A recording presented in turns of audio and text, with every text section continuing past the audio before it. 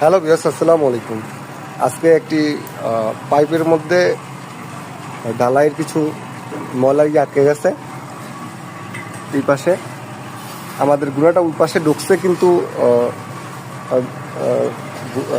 ঢালাইয়ের ময়লা এই পাশের মুখটা পুরোপুরি বন্ধ হয়ে গেছে। এই পাশের মুখটা এখন আমরা এই ঢালাইটা কীভাবে বাইর করি সেটা আপনারা দেখেন।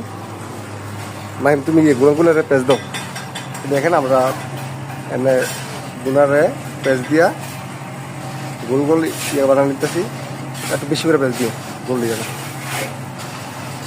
যেমন পাইপের ভিতর দিয়ে ওইটা টান দিলে যেমন পুরো ময়লাটা একবারে বের করে নিয়ে আসে, পরিষ্কার করে ফেলায়। বেশি করে ফুলবেন।